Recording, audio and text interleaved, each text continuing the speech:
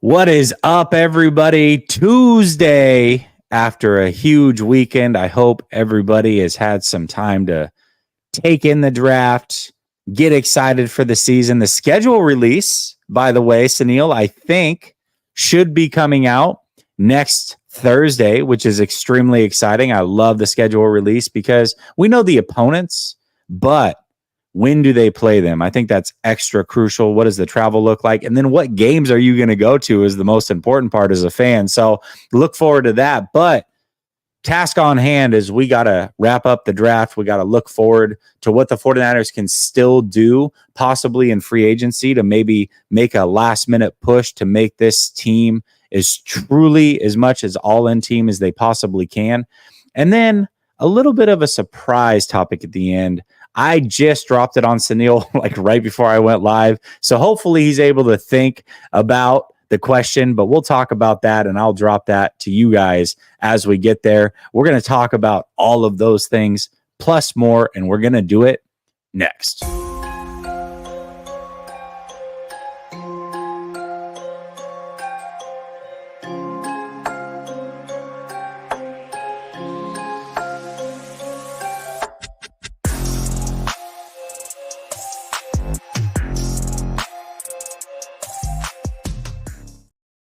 All right, welcome back to Last Second Sports. We are giving you our take down to the last second. It's Tuesday night, which means I got my guy, So Real, Sunil in the building.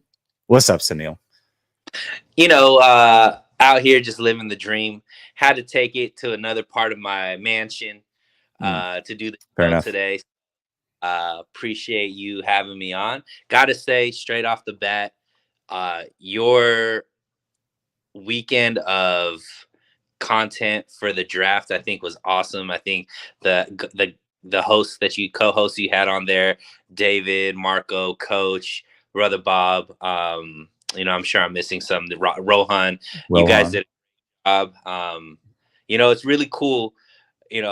I'm watching, Pat McAfee, I'm watching ESPN, I'm watching NFL Network, we're watching all of these different draft commentators, and then, switch on Last Second Sports or Clutch Gene Sports or all these channels to see you guys do it as well. I think it's really cool. And I learned stuff from you guys, just like I'd be learning from, all of the bigger name guys that you see on television as well. It's pretty cool. I'm sure you had the dream, Jesse, when you were younger, to be on ESPN and all that kind of stuff. And it's cool that you kind of creating that for yourself, and just wanted to give you props. I know I did it behind the scenes, but in front of the camera too, because it was really fun for me to see as well.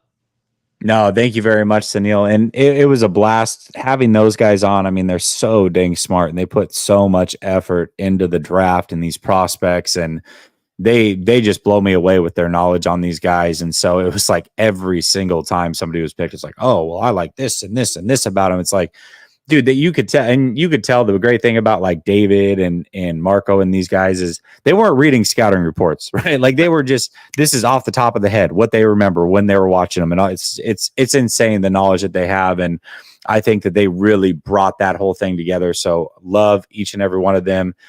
Thank you so much for carrying the show. It was an absolute blast. But now we got to talk about it. The draft is come and gone. Yeah. David.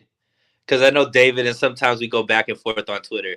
But thank God he's the reason. Because y'all are some negative Nancy's when you're talking about 49ers draft. And thank God for David being the voice and not being a home. Because if I said it, I'd be called a homer. But luckily, David has some more fair and balanced, I guess, quotables when it comes to the 49ers. So with him, he was able to get those bars off. But shout out to David for not being over here and just trashing the 49ers draft like some of you heathens were on Last Second Sports.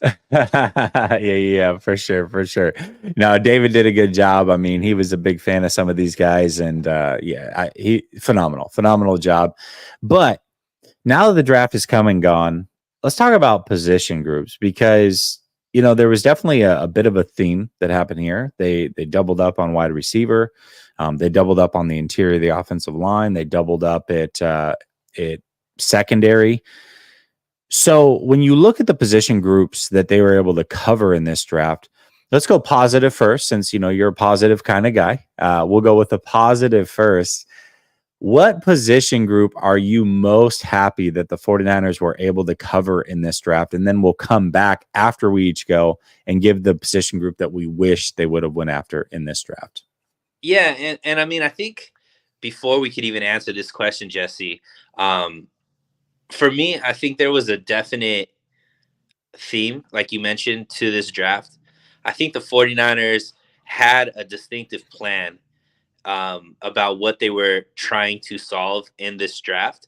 And I think they stuck to it. Now, whether or not, you agree with that plan and you agree with, how they evaluated the season and how they felt like they needed to get better, we can talk about it at the later time. But for me, they had a distinctive plan. They stuck to that plan. Now, to answer this question directly, the position groups, I love what they did with the wide receivers, picking the wide receivers. But to me, I'm going to start with the secondary just because, and it's kind of much along the lines of what's going on with the wide receiver group. But you mentioned that there's no starting secondary that's under contract in 2025, right? And even the guys that are under contract, they're unproven at best. Maybe they could turn into something, but the guys that we depend on, none of those guys are on contract, maybe with the exception of Jair Brown, who's kind of proven himself at the end of last year. But other than that,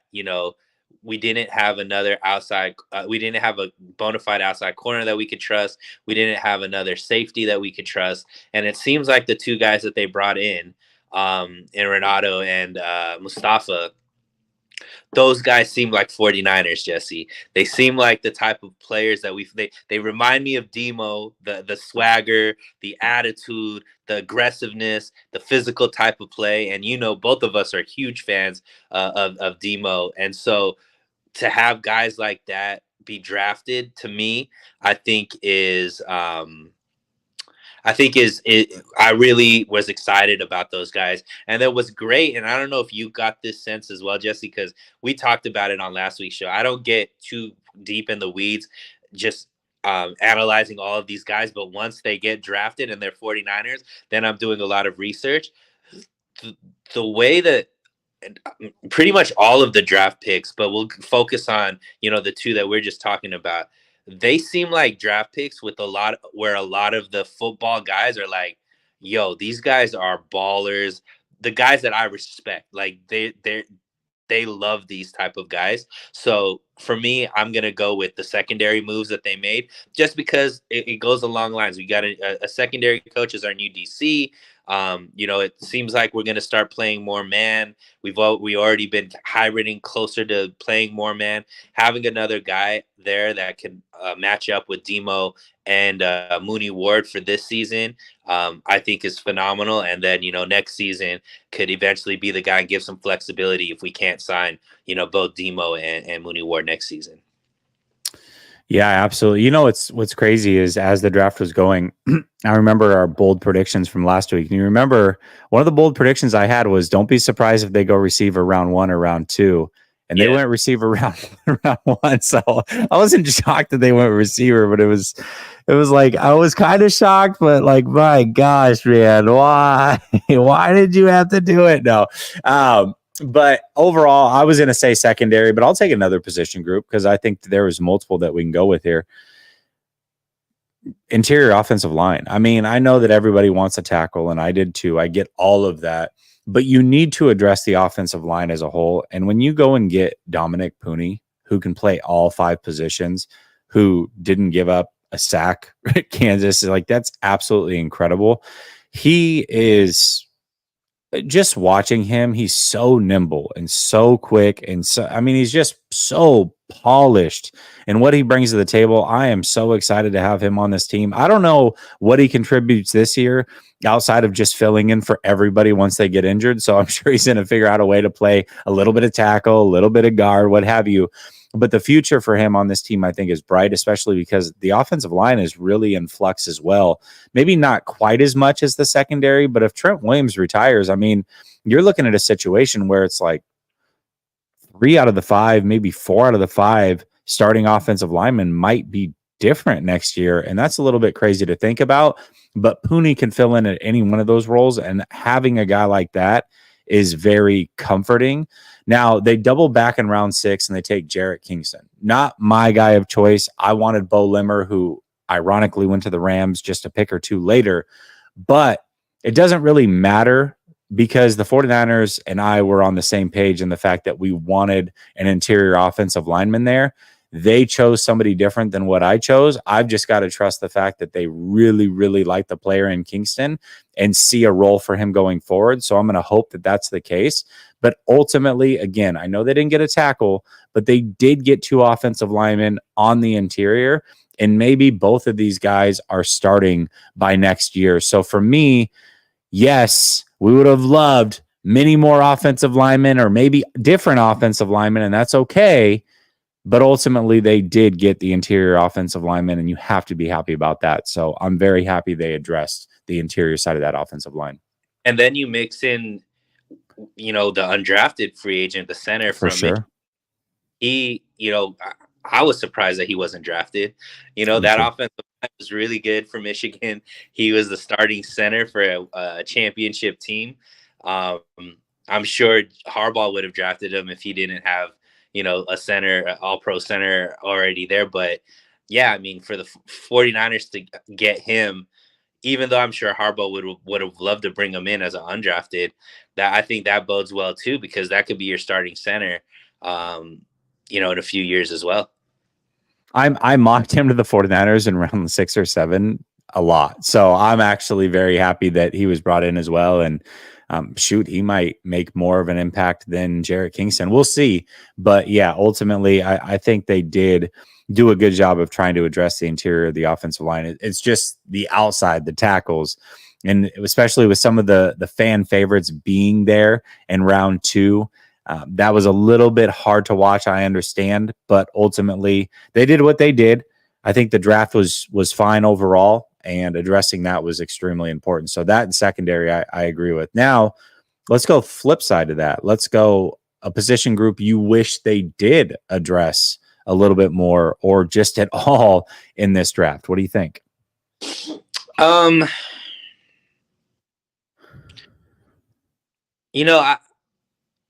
I guess, I'm really reaching because, to be honest, I'm not, there wasn't any glaring that I was like, dang, I wish they would have picked that. If I were to feel that way, it would probably be a tight end. Because, I think that, we definitely need some kind of backup behind Kittle, even though I think the 49ers are doing what I've been saying the whole time. I think Kittle gets an extension, because even 80% of where Kittle is right now is still better than 90% of the tight ends out there. And I know there's this thought process of this inevitable drop in Kittle's production, but you just saw Kansas City give, Kelsey another 2-year extension. So to me, I think that these guys have kind of figured out how to stay elite, maybe longer than what it has been in the past. So and I do think there's free agents that could come in and be that backup tight end, but I guess I would say tight end. I know the defensive line might be yours, but for me, I'll just say tight end so that you could go off on, where you wish they would. No, it's interesting. I actually tight end was where I was going to go as well, because Kittle is getting a little long in the tooth. And it's like, man, they haven't even figured out the second tight end, let alone a replacement for Kittle. Like, heaven forbid Kittle's not on this team in 2 years. What the hell are you going to do? You can't even find a second guy. Now you're supposed to find a first and a second guy. So I'm actually with you on tight end. That was one of those like sneaky positions that, man, if they can pick it up in round 4, I was a big Theo Johnson guy. I was hoping that they'd be able to get him. He went up maybe a little bit earlier than I had hoped. So that one was a hard one. I was actually with you on tight end, but we can go defensive line, certainly. I mean, the 49ers overall, the last couple of years, really haven't addressed the defensive line at all outside of one player. And that was a very, very late pick. Now, they did go secondary, which I loved on the defensive side, going Malik Mustafa and then Renardo Green. Loved those picks. Even got a linebacker, but man, no defensive line. And I know that, they went and got some guys through free agency and trades and whatnot, but losing guys like Eric Armstead, Chase Young, Kinlaw, who else did they lose? Buddy that used to play for the Raiders. I mean, Farrell. Who was yeah, Farrell. I mean, it was a complete overhaul, right? A complete overhaul. So it would have been nice to bring in maybe a young player that you can grow and kind of groom into that spot. But ultimately, that's not the route that they took. I mean, you only had so many picks. But I actually agree with you. Tight end was the one that I was looking for, man. It really was. That was the big one for me. Weird draft overall, the way that the board fell, I think, Jesse. And, I think John Lynch was being honest when they said that they didn't, I think late round, they didn't value as much as, during like higher rounds, like the depth in these drafts. And I think it'll be going like that from now on with NIL and all this type of stuff. Like the depth isn't necessarily there as much. And most people were saying this is like a weaker draft overall when it comes to the talent. So if you have conviction on a guy, you go out there and just get your guy. And that kind of seemed to be the thought process of the 49ers, where it's just like, and even when they picked, I know people were like, oh, well, the wide receiver they picked in the first round, well, he wouldn't have been there by the time they picked again at 63. So if they really believe that this guy can be a replacement for Debo, or, bring something to the offensive scheme that'll make them be able to be better than without him, you got to go get that guy when you can get him. And same with, Renato, same with, they liked Pooney. They saw a lot of these interior offensive linemen were being taken. So they went up and got him.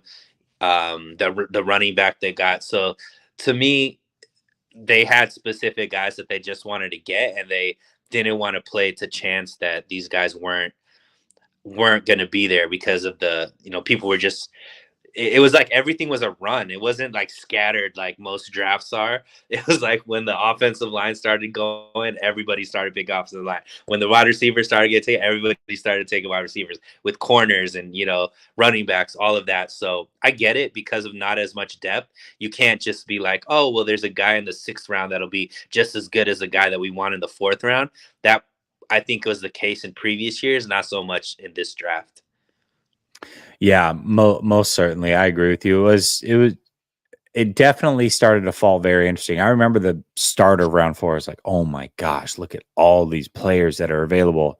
And then it was like, gone, gone, gone, gone. You got 7 picks in. You're like, okay, well, that thinned out really quick. All the great players that I had hoped that just maybe one could fall to the 49ers are already gone. So it's like the rest of the league was really hip on what was about to happen right there. So, it is what it is. I think the 49ers got some good players. Maybe, a couple of reaches as far as where they were taken or what have you. I wish they would have gone heavier in the trenches, but overall, I still give them a B grade. So it wasn't like they just like completely fell on their faces here. But that brings us to our Jesse B, real life A+. So dude, what was that? Sorry. Jesse B is a real life A+, because that's true. That's a good point. That's a good point. No. That's, you got to bump up 2 grades from where I'm at. So, they might be an A+. Let's talk about what this draft, because there was a lot of talk here, and I don't know that we're necessarily going to see a big difference without Adam Peters in year 1, because he was a big part of what they had scouted up through December or so, or January, what have you. So I think you're going to start to see maybe the difference in not having Peters going forward. But this was the first time he wasn't in the draft room. We also saw how he went ahead and drafted his team as well. Overall, when you look at it, like, did you see a major difference without Adam Peters?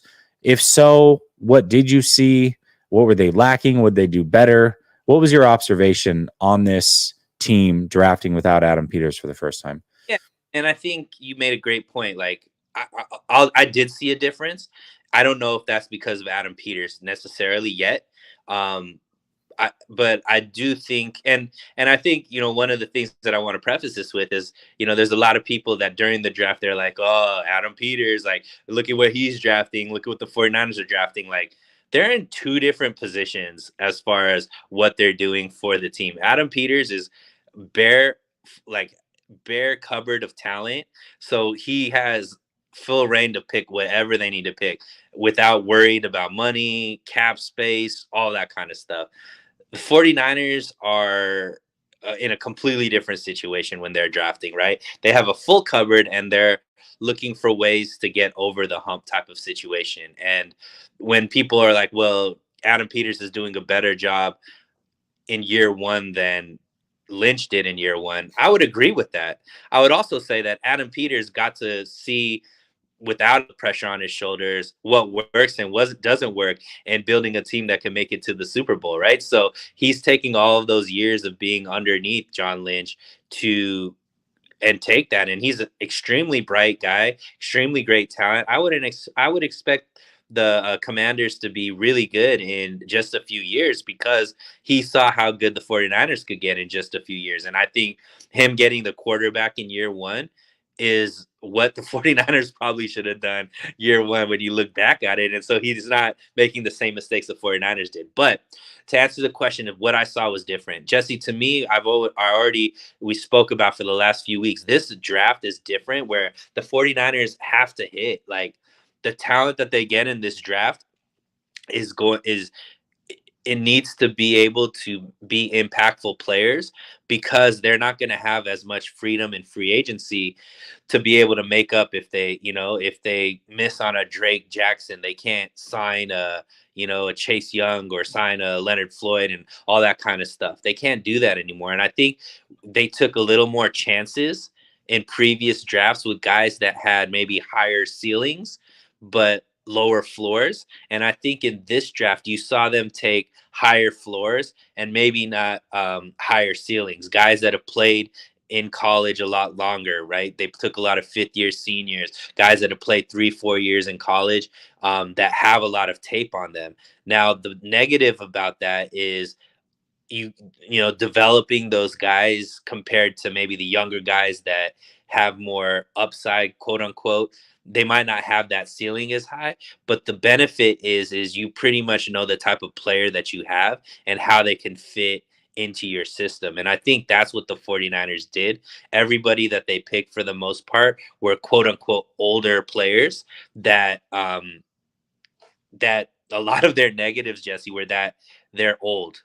Like Ricky Pearsall, when you look at the breakdowns on him, what he does bad is just that he's older, so he doesn't have as high of a ceiling as some of the guys that went ahead of him and some of the guys that went after him. But I think the 49ers were like, we know what this guy brings to the team. We know how we can utilize him in our system. And I think they did the same thing for Renato, for Pooney, for all of these guys that might have been a little bit older.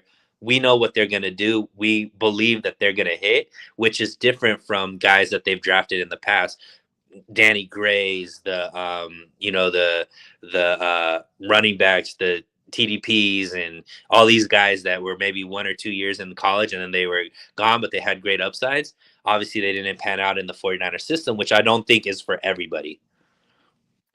Yeah, most certainly. I gotta be honest, I was trying to comb through this, and I went back and looked at all the other drafts. They haven't really gone trenches much at all. I mean, I think trench picks, they've gone the most they've had is 3 in a draft. So much further off than what they did this year. Then there were a lot of the same patterns, right? When you look at it, head scratcher pick in round 1, trading up for a running back, check. Draft players at a certain position group in rounds 1, 2, and 3, and then double up on that same position group in round 5 or 6 to make sure that if that first guy doesn't hit, maybe the second guy will. I didn't really see a lot of differences. I'm not going to lie. Now, what we did get to see for sure was the way that Adam Peters drafts. He didn't make the same mistake that the 49ers made when the quarterbacks were on the board. He went and got his quarterback. He had a valuable lesson that he was able to learn in 2017, and he took advantage of that. Kudos to him. But even him, I was looking at his draft. I was like, overall, I really like his draft. I felt like there was a reach or two there as well for me personally. So overall, I thought he did well. I thought the 49ers did fine, but I didn't see this just major glaring difference without Adam Peters that maybe I think some people expected to see. I saw a lot of the same patterns, maybe different positions, but the same patterns that the 49ers had been doing for many, many years, personally. That's interesting because I thought, I don't think in the past they've drafted guys with as much college experience, but I think I think they're seeing guys like Purdy, who played 4 years, and how well he was able to transition. I think they've seen some of these players that have played longer in school tend to hit. Maybe they're not as high ceiling, like I said, but they tend to like present and play well right away. And I think that's what I noticed. I don't know. It's just hard though, because I just don't know how much of that is a result of we're finally reaching the tail end of COVID, where most of these guys couldn't play as freshmen at all. You know what I mean? And so it's like, how much of it is that? How much of it is that mixed with NIL? Like this cast here is like the first group of NIL babies where it's NIL existed for most of their career, and a lot of them had to go through COVID. So you mix those two things in, and you're pushing back a year much more than you normally would. So I just don't know how much of that is a result of that versus just that's what they liked this year, so they chose to go with those guys versus the underclassmen. I know that some underclassmen existed, but I don't know. I can't tell if why that was. Maybe it is what you're talking about, but I'm not sure. We're just projecting off of this year. We'll see in the next few. It could be just based off of the negative taste in their mouth of going after a guy like Trey Lance. I'm sorry, and then what happened when they pick a guy like Purdy. That could be, we'll see. I guess in the next few drafts, we have to see if that's kind of a trend that they keep moving forward with, because there is something to be said that maybe a guy with less experience on a team like Trey Lance, like I said, wasn't maybe the wrong player for this timeline type of thing, where if the 49ers had the chance to develop a quarterback and maybe he would have succeeded more, that maybe that's what they're thinking about with all of these players that they picked high, is like, hey, we can't have a project that in 3 years we get to see the payoff. We need somebody that could come in right now. And that's what I think they were picking versus kind of these guys like even Kinlaw. When they picked him, you were hearing Project Raw, like you heard that. I feel like a lot of times in 49ers draft, hey, this guy's raw talent, high upside, athletic freak, needs to hone in, Kosaric, the coaching, this 49ers team will coach this guy up. That wasn't the sense for these picks. And maybe it is a product of NIL and a product of COVID. But to me, that was a stark difference. I didn't hear any of these guys be called a project. In the later rounds, they were, but none of these earlier first 4-5 draft picks. To me, I think that was a big difference. It stood out to me, at least. Yeah, most certainly. It to be fair, it did stand out to me as well. I don't know what the result of that is. Is that a strategy, or is that a result of the two things that we talked about? But we will find out. That's what I'm saying. I think next year we're really going to see, okay, this is the first year, the full year where you don't have Adam Peters in the room, because yes, he left right around Super Bowl time, but he was there most of the year helping them figure out, what they like and what they don't like. So he was still a big part of that room for most of the year. What does it look like next year? I think we're really going to be able to tell if there is a difference, or maybe there's not, so we'll see. We'll see how it goes. Daza says, so what's happening with draft picks over the last 2 years? Are none of them good enough? Drake Jackson, Gray, Ronnie Bell, Kalia Davis, Poe, Fisher, D. Winters, Graham Luter. Yeah, right now it doesn't look very good. I'm not going to lie. It does not look good, but it's still early. It's still early for a couple of these guys. I'm always a big believer in 3 years for everybody before I just write them off. There's still some names on here that I'm very, very curious about personally. Yeah, some of those guys aren't going to be on the team. I mean, Poe is already not on the team. He's with the Steelers. And some of these other guys, Danny Gray. Gray is going to be gone. Yeah, he's going to be there. Drake Jackson. Ronnie Bell's iffy. Yeah. Drake Jackson, I don't think is going to be in the team. Fisher's already not here. Yeah. D. Winters, Luter, Graham, and Kalia Davis, if he could stay healthy, I think are the 4 players that still have a shot. But definitely the last three. Clea Davis, maybe. I'm just hoping because it would be nice to have some depth there at the interior defensive line. But yeah, D. Winters, Graham, and Luter still have a shot. But once again, that goes to players that are, very well developed versus players that might have a higher upside. I think that's maybe some of these players that haven't panned out. The 49ers are like, we can't keep taking these chances and not let it work out. We need to start getting these guys that we have a lot more confidence that they could come in day one and make an impact. Well, two more guys as well, Womack and Beal. I think Yep. those are two other guys to look out for. So I don't know. We'll see how it pans out. But yeah, they didn't have first round picks, but those draft classes look a little sketch. Willis is another one too. So there's a few names that weren't on there. And I know you only had so many characters, but I don't know, man. We'll see, Dazza. We will see, because that's very, very interesting. All right. Well, the 49ers, believe it or not, I don't know if you guys are aware of this, weren't the only team drafting this weekend. So was the rest of the NFL. And we're not going to talk about the rest of the NFL, but we are going to talk about the NFC West, because that does pertain to the San Francisco 49ers. These are teams that the 49ers are going to be playing twice this year and every year. I can promise you that. So NFC West, I don't need you to go player for player or anything like that, but was there anything in particular about the NFC West that stood out to you? How do you feel like the 49ers did to those compared to those teams? Were there any players or head scratchers, or just any observations you had about the NFC West in their draft? Well, I mean, I think right off the bat, Marvin Harrison Jr. being yeah, does this conference have enough good wide receivers? Like, did we really need make another generational wide receiver talent in the division? So, props, Renato, hey, go get him, right? This is the guy you're going to be paired with for the next at least 4 years. But yeah, I mean, I think that I can't sit here and hate. I think all the teams in the NFC West got players that made them better.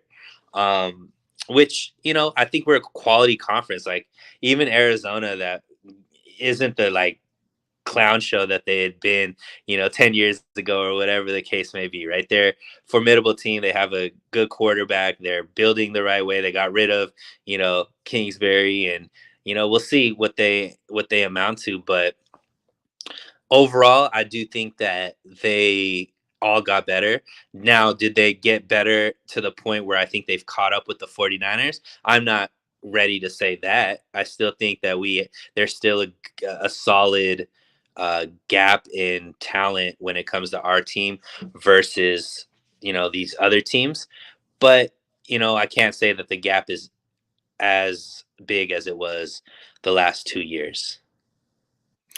Yeah, when I look at the NFC West, I don't think any team just absolutely crushed it, knocked it out of the park. There are some home run picks. Don't get me wrong. There are definitely some home run picks for each of these teams.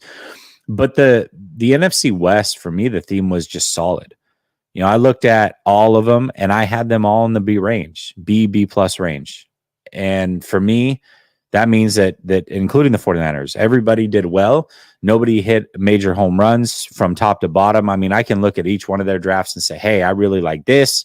Like, I'll just go through quickly on each of them. Rams, they didn't take a linebacker or a corner, and I felt like they could certainly use both, but they had some home run picks. I mean, they had to replace Aaron Donald. They got Braden Fisk. Absolutely love him. They got him and Verse. So they're, both of those guys together should at least help them kind of rectify not having Aaron Donald. Corum pick, I think, was a little bit iffy. I mean, I like Corum a lot as a player. He definitely lost his explosiveness this last year coming off of a major injury. We'll see if he's able to get it back.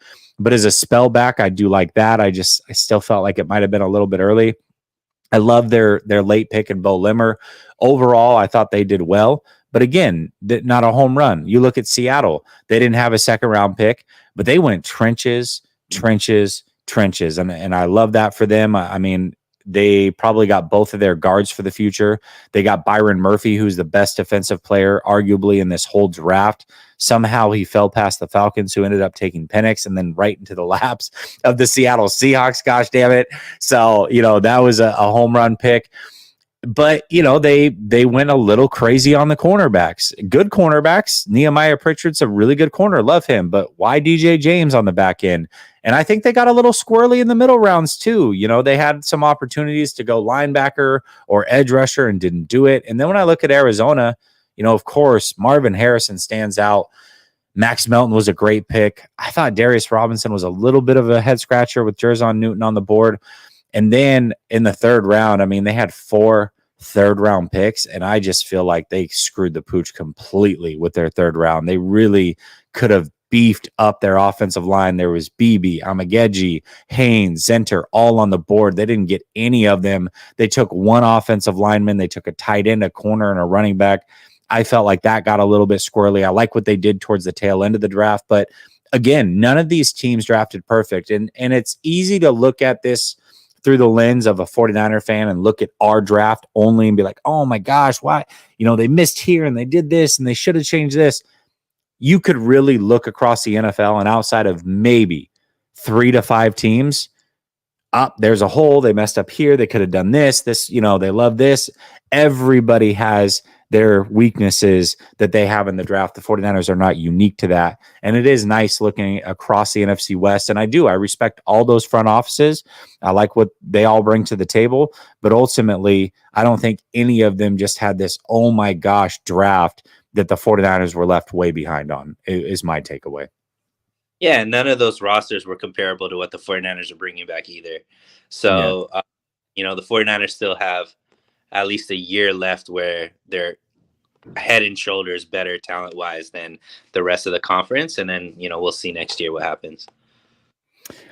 Yeah, most certainly. So I'm curious. I actually, I do disagree a little bit. We'll see once we go through training camp, because, injuries can be tough. And I'm also curious to see how this schedule falls. I think the Rams are going to be tough, man. I think that I see a path where they could win the division this year. They were a 10-win team last year. I think they're definitely much improved with the offseason that they had. But, the 49ers are still the cream of the crop in the NFC West. But I just think that the Rams are closing the gap there. So I'm curious to see how this year goes. I really am. You said that last year too, though, so. I don't think I did about the Rams. I did about the Seahawks. One thing I didn't account for with the Seahawks, though, is that they were the most poorly coached team in the NFL. I didn't expect that. I know the Rams aren't going to be poorly coached. I can say that for certain. So that's not going to come up and surprise me by any means. The Seahawks had the talent. Seahawks definitely had the talent, and they're interesting as well with McDonald there, but it's still a first-year head coach. I think their defense can certainly give the 49ers a little bit more fits than what we're expecting with McDonald there. But Geno Smith is still at the helm, and that makes it tough for them. But the Rams, this is a team that's been to 2 Super Bowls on the Shanahan's watch. They've won a Super Bowl. They were supposed to have a down year last year. I had them as about a 6-win team. They ended up winning 10, making it to the playoffs. Easily, if they had beaten the Lions, we could have seen them in the NFC Championship potentially. So I don't think that they're that far off. Losing Aaron Donald certainly hurts, but when you look at what they were able to bring in through free agency and the draft, I think that they're going to be competitive. And quite frankly, they have, in my opinion, still, if he's healthy, the best quarterback in the NFC at this current moment, and that's Matthew Stafford. So that's always a leg up that you're going to have versus the rest of the NFC. So we'll see. We'll see how it goes. All right. Draft has come and gone. We've seen the major first wave of free agency, but there are still some free agents out there, and there are some holes that maybe the 49ers certainly could go after in free agency. Is there a free agent that you might have your eye on? The latest rumor that we heard yesterday was that Jamal Adams and the 49ers had some interest in Jamal Adams, believe it or not. I don't know how you feel about him. Maybe there's another guy out there that you're looking at, but is there a free agent that you wish that the 49ers would maybe go get? They do have some money. They absolutely have some money to go spend. Yeah, thanks to the, Armstead, letting ago. But I'm not mad at the Jamal Adams pick. I mean, obviously, I don't want him to come in and play safety, but I think him coming in and playing more of a linebacker role, is good insurance.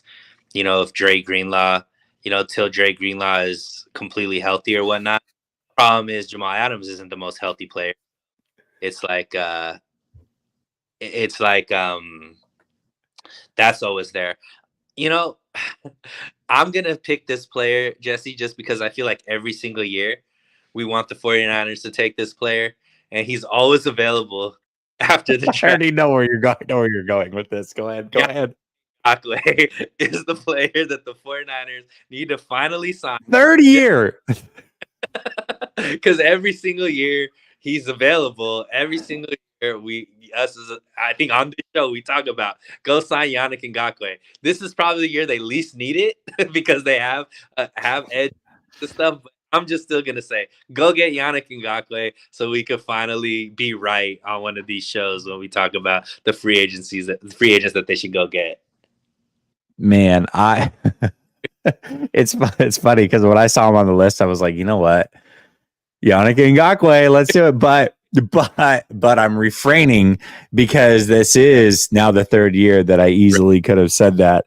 There are two guys on my list. One I talked about a month ago. He's still available. Connor Williams. I know he's coming off of an ACL tear. He was probably a top 3 center last year.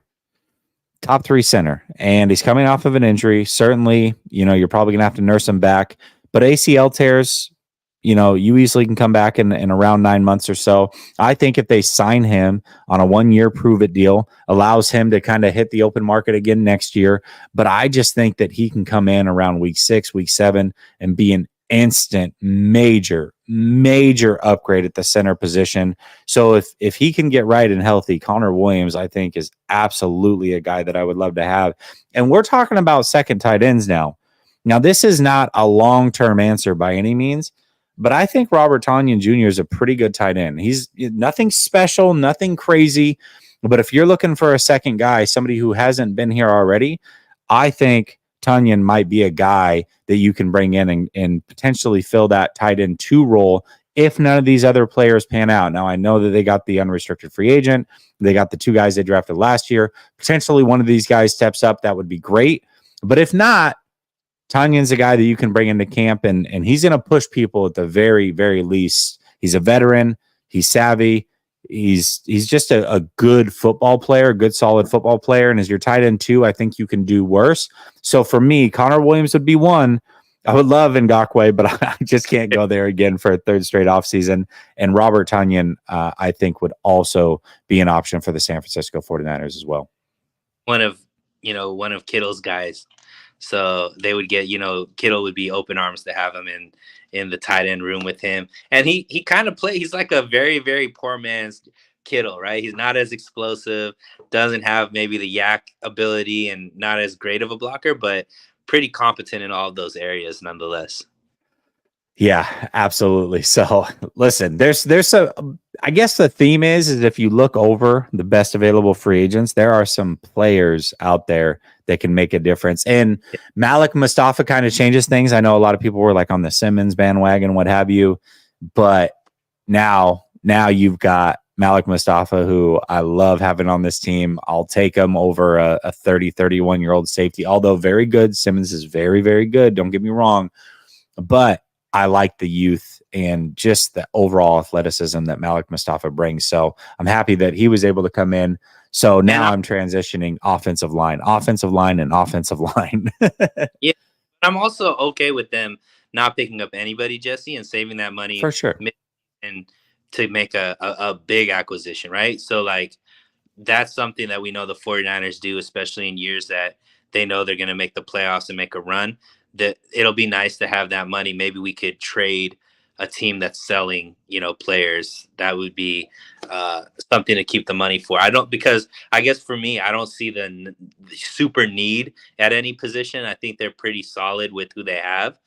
So maybe save that money for mid-season if there is an injury, if there's, somebody phenomenal that comes available, especially along that offensive line, then go ahead and, make that trade, and you have that money to re-sign them, type of thing.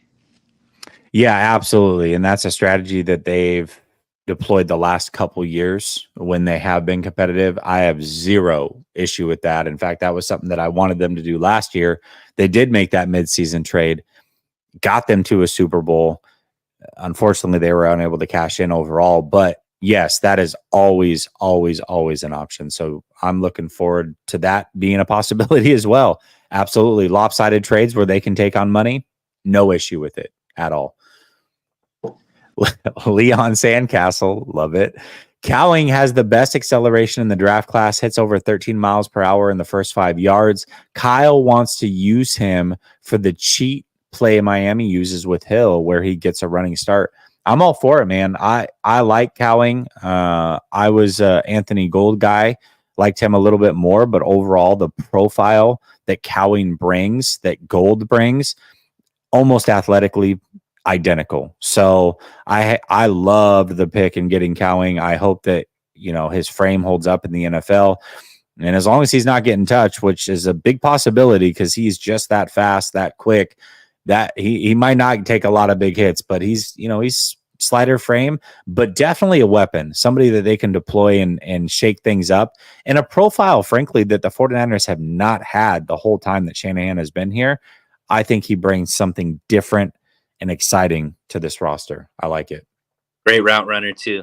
That was something they seem like they definitely want based off of what they couldn't do in the Super Bowl, right? So. Fair enough. Absolutely. All right. Here's a topic that I just kind of sprung on you right before we got on. This was something I was thinking about. I go on my daily walks, and I was thinking through well-run organizations. And to me, the way that I judge a well-run organization is top-down. Owner, general manager, head coach, and preferably quarterback as well. But sometimes, those teams that have all three in place are searching for a quarterback, and that's totally fair. Depends on where they're at in their careers.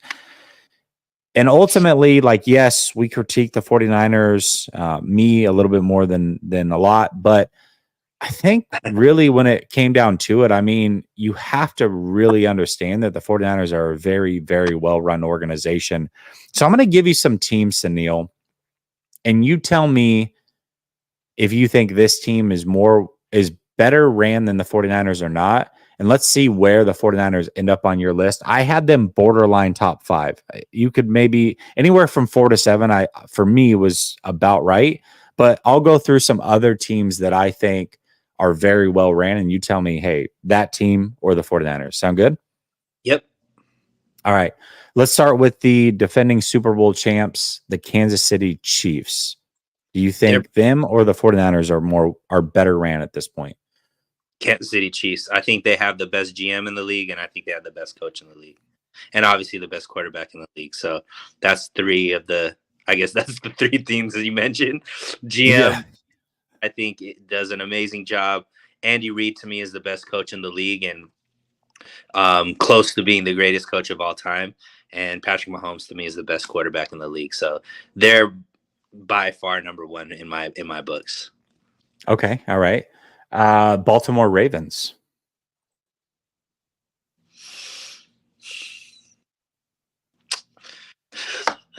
Well run. Are we? So I guess what time frame are we speaking about? You can go. You can look at it. Like Harbaugh's been there a long time. Obviously, Newsom's not the guy anymore, but he's still a big part of things. Just overall, like the regime, you can go back and the way that I looked at it is kind of as long as they've been there and looking at what they're at, plus where they're at now. Like you look at Seattle was a great example where I think if we did this exercise last year, we could have talked about Seattle as being a well-run organization based off of what they have done. But obviously the fall off was massive. You never know how quickly the end can come for an organization. And it did for them, for that regime anyways. But this Ravens regime has been around for a while. Obviously, we know that they've been competitive for a long time, and they're starting to ascend again, just one game themselves off the Super Bowl. So, you can go a little bit of both, however you want, man. They definitely fall under the category of well run. Are they better run than the 49ers, I think, is the question that, to me, it's close. Harbaugh obviously is a Super Bowl winning coach. So he has the edge, I would say, when you're talking about that, but also that Super Bowl was under a different GM, right? And a different quarterback and pretty much a different team overall. So I'm going to say tie goes to my homerism. So I'm going to say the 49ers are better run, but they're very, very close. To me, I would put Baltimore in the top 5 as well. Yeah, I think Baltimore is definitely there. I have them a little bit ahead of the Niners. They've got an owner that you almost never hear from. He just sits in Florida and is super rich. They've got Newsom, who's still a big part of things. They've gone from one quarterback to the next. They do a good job of knowing when to move on from players and when to re-sign. They usually do a good job in the draft, and they're just. Well, they have an identity, right? And one thing that people talk about is the Raven way. A lot of people talk about the Raven way, and this is something that's been in place since the early 2000s, and they really haven't strayed away from that. So when people get into that building, almost to a T, they all believe in the Raven way. They talk about it, whatever that means to them, but the Raven way is something that is a mantra to that team, and they all understand it. They're all moving in the same direction, which tells me that's a very well-ran organization when everybody understands the mission at hand and they all know exactly what it is and they're pushing towards that same direction. Let me throw this out there to you, Jesse, because one of the things, because I've been, pounding the pavement for Kyle Shanahan, and let me tell you about some of the criticisms I've got. Kyle Shanahan can't keep players on his team healthy. The Ravens have had multiple running backs go down to season-ending injuries. They've had their quarterback go down to season-ending injuries. They've had a lot of key injuries on that team as well. Does that play a role in whether or not they're a well-run team or not? Because I've been told, that's on the coach. If your guys get injured during games, that's on the coach. Is that the way that you judge a team as well? Well, you're talking about two teams that I have arguably in the top 5. So I can't really use that as a tiebreaker if they're both going through some similar things. You know what I mean? But definitely, yeah, I think injury can tie into a lot of different things. And depending on how a coach is using a certain player, I think that that's a big reason why potentially they moved on from their offensive coordinator and did go a different direction this last year, is because they wanted to evolve with Lamar Jackson. And instead of using him in that certain pattern, they're like, hey, we really got to change things up. He's developed as a thrower. We've got to deploy him as such. So we haven't had a wide receiver one here in a long time. They went out and got that in the draft. So you saw that they kind of recognized their errors and were like, we definitely got to tweak it. So they recognized it as well. Got it. So you have that. Yeah, that to me, that's number 1 and 2. Those are my 1 and 2 is Kansas City and Baltimore. Okay. This is where it gets interesting. The Los Angeles Rams. What do you think? So, to me, coaching is elite. I think Sean McVay is a great coach. Drafting, I don't think they're that good at drafting. They make some pretty aggressive moves when it comes to trades and stuff like that, which you have to admire. Obviously it got them to a Super Bowl, but I think consistent, sustained success is what, I'm looking for. And I think that, if you're the type of person that say, hey, you could get a Super Bowl, and then if you never get close again, that's fine, because you got that one Super Bowl that makes you royalty and you can never be criticized. I'm not in that category. Like, to me, obviously you want to win a Super Bowl, but the Rams having that one Super Bowl and then kind of being, questioned if they're going to make the playoffs or not after that and before that. Like, to me, Well, they I did would, go to 2 Super Bowls, though. To be fair, they did go to 2 Super Bowls. yeah. Well, that's why I'm saying, how far back are we going? Like, because obviously, I mean, Well, that's the I'm same. looking at McVay and Snead have been together since 2017 as well, much like Lynch and Shanahan. So I guess Yep. they're actually, you can really look at them and say, hey, 2017 on, both of these organizations have pretty much been the same from Yep. not quarterback. Obviously, they've both switched their quarterback, but from owner down through head coach. They have won Super Bowl. The 49ers have been to 2 Super Bowls, haven't won a Super Bowl. So if that's the breaking tiebreaker, I could see people saying the Rams are run better, but I also think the 49ers have been way more in contention for a Super Bowl than I would say the Rams were throughout that thing, as far as NFC championship games and all of that. And I know people are like, well, whatever, that's not valuable. It's Super Bowl or bust or whatever. So I could see people edging it either way. But for me, I would probably edge it to the Rams just because of the Super Bowl. However, I don't think it's as cut and dry as maybe other people would. No, I don't think it's cut and dry either. I think that it's super close. Like, again, I think the 49ers are extremely well ran. Dude, I don't even know. This one's tough. Because I think if the 49ers win that NFC championship game, I think they beat the Bengals and win the Super Bowl. I think both of us Too. felt like whoever won the championship game would win the Super Bowl. Unfortunately, in the game, it was whatever you wanted to blame it on. The Rams were the better team in that game, and they ended up winning the Super Bowl. So that's the difference, right? Yeah, I mean, really the difference between these two franchises is they both traded an abundance of picks and moved on from their quarterbacks, going after other quarterbacks. And unfortunately for the 49ers, they went after an unproven rookie, and the Rams went off after a proven vet.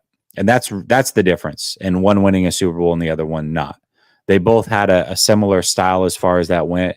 They've both been extremely aggressive in the standpoint that when they get to the midseason, if they're in contention, they're going to go after some players. They both have built some sustainability, I think. The Rams are interesting because they started out as a heavy run first style team. They got to a Super Bowl and were beat by the Patriots, and then completely changed up how they ran their team, the way that they built that offense, and going with Stafford and 3 wide receivers and less of a run game. And now they're kind of transitioning back to a heavy run game. So they've shown some of the versatility there. Just because they won a Super Bowl recently, I would have to go with the Rams, but that one's tight, dude, because there are some things that I favor with the Niners too, right? Like, I actually prefer the way that the Niners have used some of their assets, where I feel like the Rams have been really willy-nilly. I know that it worked out and got them a ring eventually, but how many times did you trade these first-round picks for major free agents, or not free agents, but players on other teams that were big-time players with big-time contracts? It's like the 49ers have gotten those guys, but they haven't done it through trade. They've just went out and signed them in the offseason. They didn't have to give up major assets. So I don't like that part of what the Rams have done. But one team's won a Super Bowl. They've both been to 2. I have to give the edge right now to the Rams. But if the 49ers win, I would easily be like, give me the 49ers, because I think it's that close. You look at the people that have left the Rams organization to go on coaching jobs, front office jobs, and all of that. And you look at the people that have come out of the 49ers organization, hands down, the 49ers organization has done better as far as the coaching trees and all that kind of stuff. I would say homegrown talent out of the 49ers coaching staff versus the Rams coaching staff. Both have had a lot of people pick their coaches away. 49ers coaches have had more success. D'Amico, Mike and Salah are better than definitely the Chargers coach, who's now our defensive whatever he is on our team, Staley and I forget who else came from that regime that is a coach, but well, I look at Bengals head coach Taylor. He came from them. I think he's done a good job. There's a bunch of guys that, I mean, the Rams and the 49ers, the Rams have been pillaged just as much, if not more than the 49ers, believe it or not. I mean, they've lost a lot of people. So it's tough, man. Like I said, this one's close, but tie goes to the team that's won a Super Bowl. So I'll go slightly Rams. So right now I've got 3 teams ahead of the 49ers. Okay. I've got, we don't have to go like super in depth on all these, but I've got 4 more teams that I think are really well ran that are in the conversation. All with different varying degrees of success. Some with long sustainability and success, and others are kind of new to the success game, right? So we'll go with some of the old head teams that have been around for a while. The Pittsburgh Steelers. They're definitely well run. Yeah, they're definitely. There is no argument there. There's no argument there. Are they better run than the 49ers?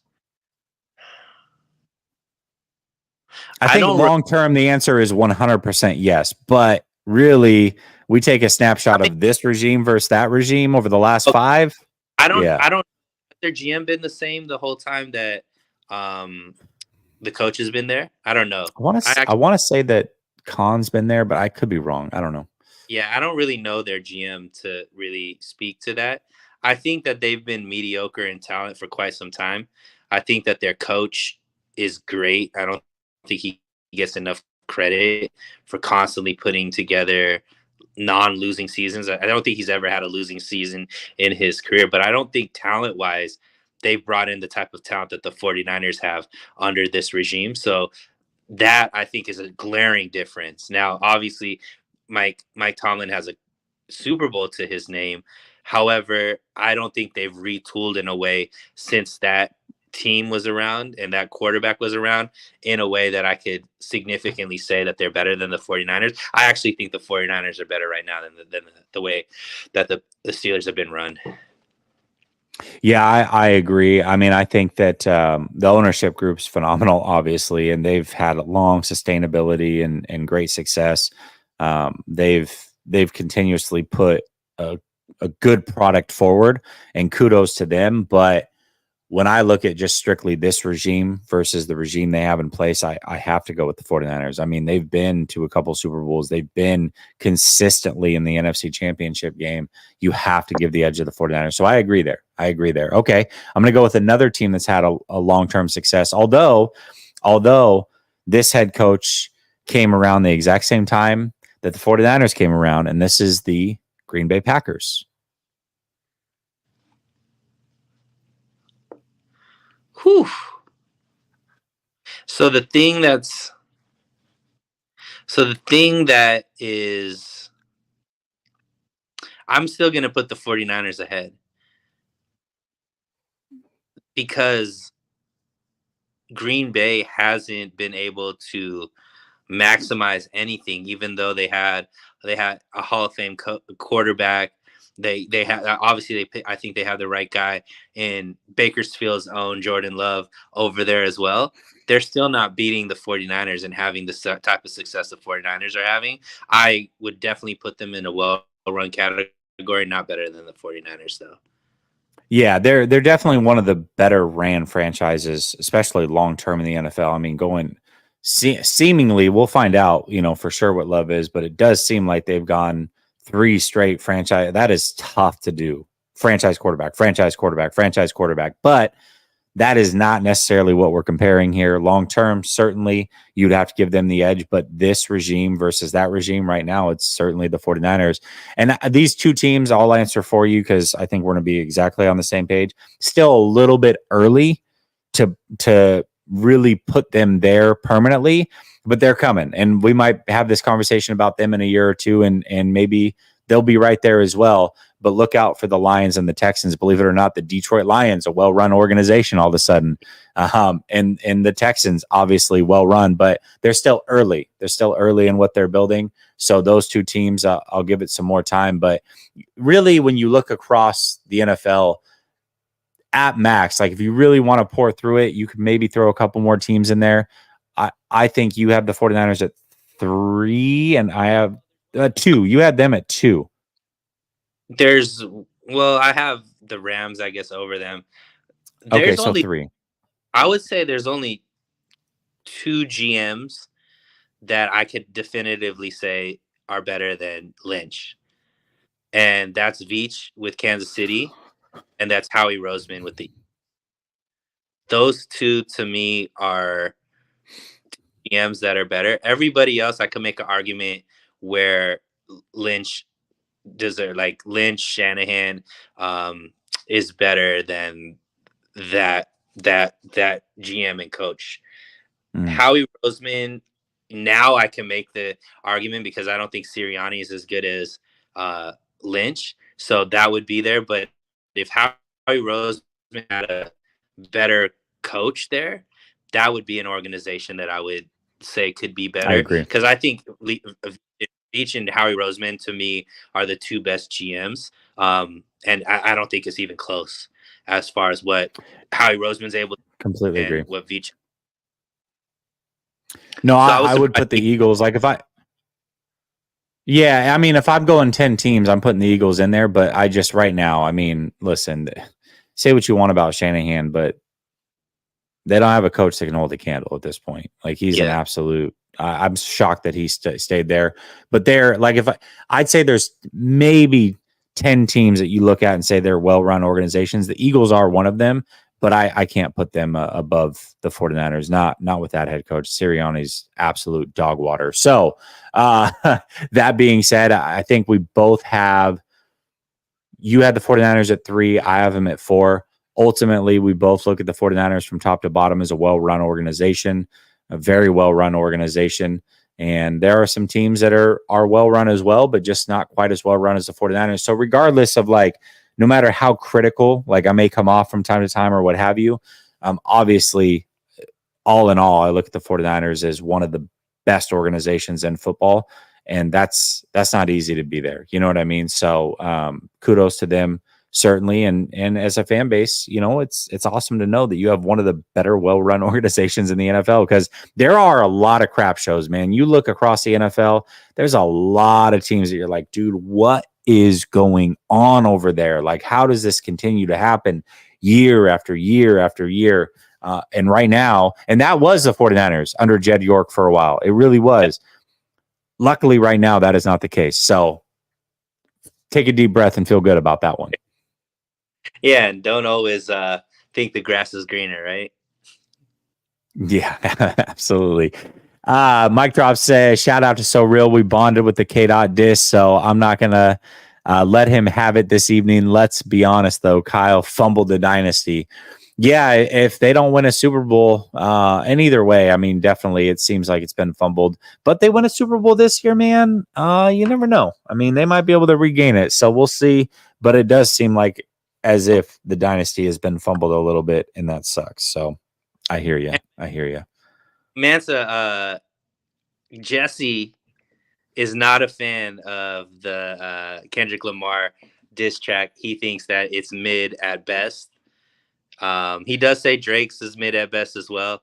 I don't understand how anybody could listen to Kendrick Lamar diss track and not see the greatness in that song, but maybe for another episode. Yeah, I mean, at the end of the day, to me, neither one of these guys took real serious shots. It was like a bunch of warning shots. Like, I'll throw some by you. You might get grazed, but none of them were direct hits. To me, it was like, hey, you better not go. You swing first, and I'll come back harder. Like, that's basically what they both said in a roundabout way. And it's like, okay, well, listen, what is this, middle school? We got everybody surrounding them in the schoolyard, and they're going to shove each other 100 times and say, hey, no, you throw the first punch. No, you throw the first punch. Like, that's ultimately what I got from both of them. They both gave a little bit, but nothing really that was like a direct hit, ruining somebody's career type thing. So I don't know. I thought it was mid, both of them, personally. Yeah. Once again, you're wrong, but hey. Listen, I'm also not from that area. There's like an affinity with K-Dot over there. It's like, oh my God, he's just the best rapper ever. It's like, no, I don't really see it that way. I think he's all right. Tyler says, I'm late. What is your definition of a reach?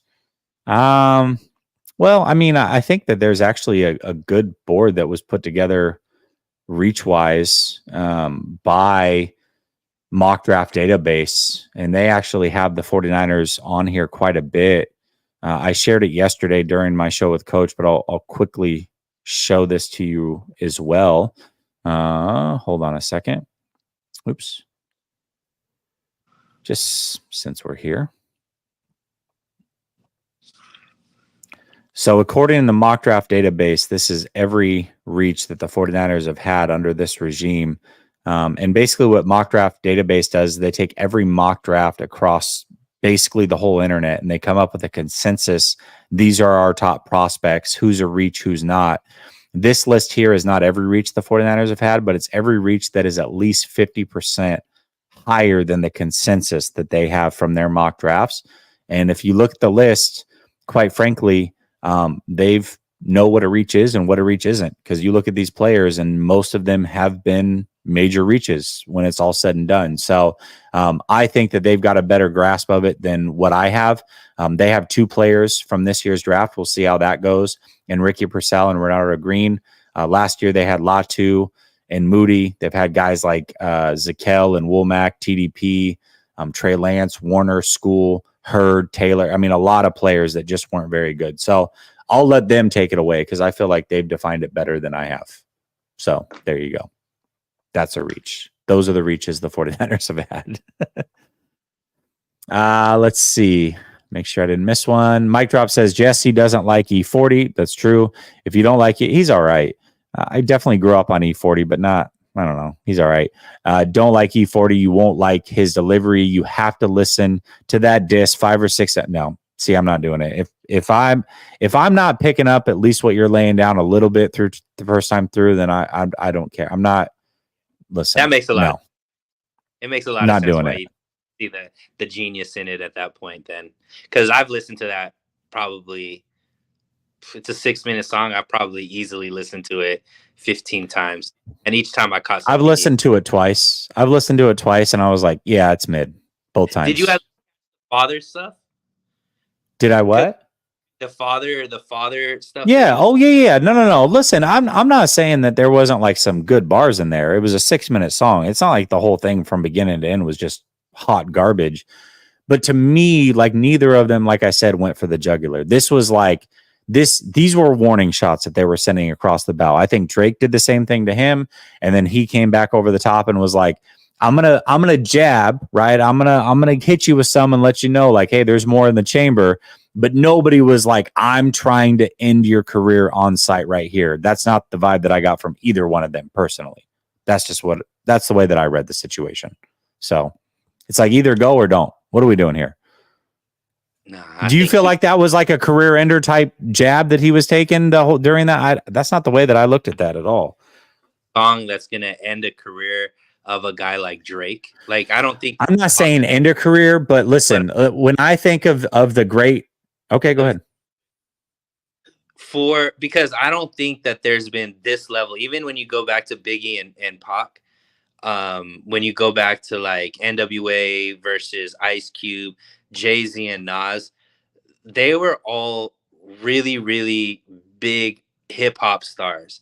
Drake, but none of them is at the level of what Drake is as far as commercially, internationally, like all of that, like it's on a different level. So there's not like a way to just automatically take him off of his pedestal just because of the way the industry is. To me, this was the start of how you start chipping away at that persona. The amount of double entendre, the amount of, and I don't think they're jabs. I think like body blows at Drake's character in this diss track, to me, was insane. And yeah, I hear people, oh, we've heard all this. Yeah, you've heard the concept before, but the way that Kendrick did it, it's the difference between Dr. Seuss and, somebody who's a PhD and dissertating certain things. So to me, I don't buy into that. Oh, we've heard this and that and that. Now he did it in a way, to me, that was articulated in a way that I'm just like, yo, that's insane that your mind is able to put words and sentences in to eloquently put together this point with all the double entendres, triple entendres. It's insane. And so I get it. If you're not listening to it to like and thinking about it, it's like people that watch Inception might not like Inception because there's so much you have to dig through to understand exactly how crazy layered that movie was. Some people just would rather watch just like a action film. That's all good. To me, I like this where it's all intricate and you're like, dang, I missed that. Oh my God, I missed that. And then you go to the internet and realize how much more in depth it was. To me, that's what's insane about this diss track. It's the best diss track to me since No Vaseline. I love lyrical intelligence, and so I appreciate what K-Dot brings to the table, and I know where you're coming from with it. I didn't get a vibe that this was the best that he has, is what I'm saying. And for me, like when you're going blow for blow in these diss tracks, I don't need a 3-song build-up diss. It's like either go or don't. Now, the one time that it worked where it was like a 3-song thing back and forth was between Joyner Lucas and who's buddy that's in jail for shooting his girlfriend in the feet. What was his name? Tory Lanez. That was fun, but that was they were having fun with it, right? It was like, hey, this is it was like an Olympic event where they went back and forth. And I think even those guys for those 3 songs went a little bit harder than these ones went. So it's like, man, like to me, it was like, I enjoyed what they did because it was literally fun. It was like, who can out rap who, but there was no venom. It was just, let's have some fun. Let's take some shots. Let's make fun of each other. It was good. I loved that whole back and forth. And I was hanging on. I couldn't wait for the next song. This, because they are 2 high profile guys, it's like, you've got one shot at it. You go or you don't. And I don't feel like either one of them went in looking for a KO. That's just not the way that I read either situation. And so for me, it's like, okay, we might get a second round of this and maybe it'll build up. And by the end, I'll be like, you know what? I was wrong. I'm glad they went, shot for shot, 3 songs in a row and it built up and it ended up being amazing. But it's like, dude, the greats get one shot back and forth and that's it. You take that shot and then you're in, you're out, and let the public opinion go as far as it went. I don't get the feeling that this is the last time that they're doing this. And that to me tells me they didn't bring their best stuff, either one of them, on purpose. So yeah, I don't know. I don't think that necessarily means it's not their best stuff. I just think that they're calculated with it. I think this is a great diss track. Like I said, I don't think Drake's diss track holds a candle to what Kendrick did. I think it's clear 1-0 Kendrick right now based on just these 2 diss tracks. But I do think there's more to come, and I hope so, because we haven't seen a battle like this in maybe ever, when it's like this. Also, can I say this? There is something to be said for, dude, it took way too freaking long for you to drop that. How he was sat on that thing for 2 weeks, bro. It's like, dude, if you're battling, like you don't got 2 weeks. You got like 72 hours. One says something, you got 72 hours. Like, dude, where is this thing at? It's like Drake even had to come up with like a AI song to mess around and be like, bro, are you coming or not? Like, this is insane. What are we doing here? He didn't respond for like 6 weeks. Drake? He was on tour though. He was on tour. The reason is, if it's not, we don't know. It wasn't 6 weeks. It was not 6 weeks. It was not 6 weeks. It was. I don't think it was that long. Mm-hmm. I know because Academics said it, and we know Academics is like, no, he's always on it. PR point, Drake's PR guy. So he said, yeah, this came out quicker than what Drake's rebuttal came to like that. So we know he's Team Drake, and he's even admitting that. Okay, well then both of them are taking way too long. Like, figure it out. Drake, you got 72 hours. K-Dot, you got 72 hours after that. Like, let's go. Come on. So, anyways, we'll see. We'll see how it turns out. But overall, I was like, it's all right. All right. Anyways, Much love to each one of you. I will be back tomorrow with Grant. Maybe we'll do a call in as well. We'll see how it goes. And until tomorrow, peace.